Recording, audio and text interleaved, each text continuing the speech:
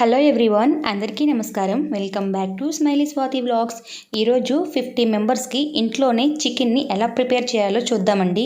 ఇక్కడ 20 kgs గిన్నెను తీసుకొని అందులోకి ఆయిల్ని యాడ్ చేసుకొని తర్వాత ఉల్లిపాయ ముక్కల్ని కూడా యాడ్ చేసుకొని బాగా కలుపుకోవాలండి. ఇప్పుడు ఒక పావు కేజీ వరకు పచ్చిమిర్చిని కూడా యాడ్ చేసుకొని ఆయిల్లో బాగా కలుపుకొని మూత పెట్టుకొని ఒక 5 నిమిషాల వరకు బాగా వేయించుకోవాలండి. చూడండి, ఒక 5 నిమిషాల తర్వాత బాగా మగ్గిపోయాయి కదా.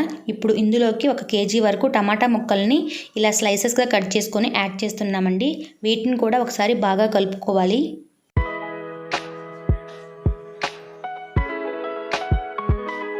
ఇప్పుడు మూత పెట్టుకొని మరి ఒక 5 నిమిషాల వరకు ఉడికించుకోవాలండి.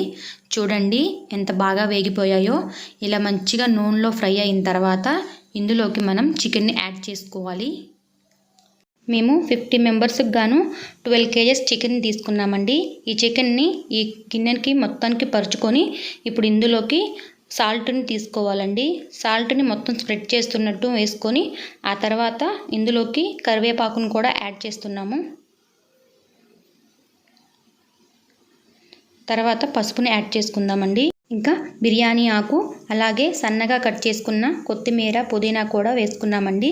ఇక్కడ మాకు అల్లం వెల్లుల్లి పేస్ట్ ఒక 1/2 kg వరకు పట్టిందండి. మెత్తగా గ్రైండ్ చేసుకున్న అల్లం పేస్ట్ని కూడా ఇందులోకి యాడ్ చేస్తున్నాము. తర్వాత కొబ్బరి పొడి కూడా యాడ్ చేసామండి. కారం ఒక 1/2 kg వరకు వేసామండి. ఇవన్నీ బాగా కలిసేలాగా బాగా కలుపుకోవాలి.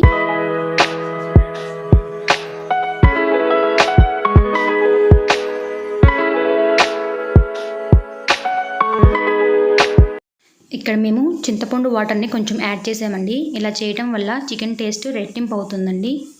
ఇప్పుడు మూత పెట్టుకొని కొంచెం సేపు మగ్గించుకోవాలండి. చూడండి, ఇక్కడ బాగా ఉడుకు పట్టింది. ఈ టైంలో మరొకసారి బాగా కలుపుకోవాలి.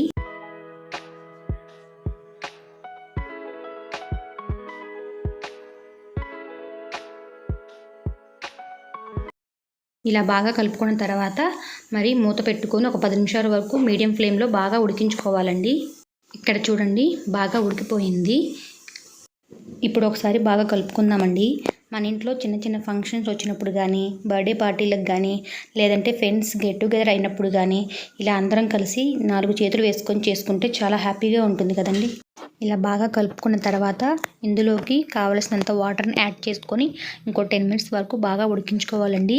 ఇలా ఉడికించుకున్న తర్వాత ఇందులోకి టేస్ట్ కోసం కొంచెం కసూరి మేతిని కూడా యాడ్ చేస్తున్నాము. ఇప్పుడు మూత పెట్టుకొని ఒక 10 నిమిషాలు బాగా ఉడికించుకోవాలండి. 10 నిమిషాల తర్వాత ఇక్కడ చికెన్ మసాలాని యాడ్ చేస్తున్నామండి. ఈ చికెన్ మసాలా అంతా ముక్కలకు పట్టేలాగా బాగా కలుపుకోవాలి.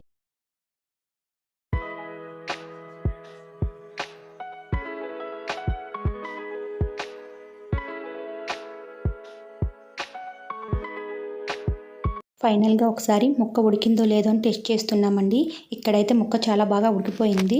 ఇప్పుడు ఫైనల్ టచ్అప్ కోసం కొత్తిమీర అలాగే పుదీనా కూడా యాడ్ చేస్తున్నామండి. ఇంతటితో చికెన్ కర్రీ రెడీ అయిపోయింది. ఓకేనండి, నా వీడియో మీకు నచ్చినట్లయితే లైక్ చేయండి, షేర్ చేయండి, నా వీడియోని సబ్స్క్రైబ్ చేయండి. మరో మంచి వీడియోతో మీ ముందుకు వస్తాను. అంతవరకు సెలవు మరి.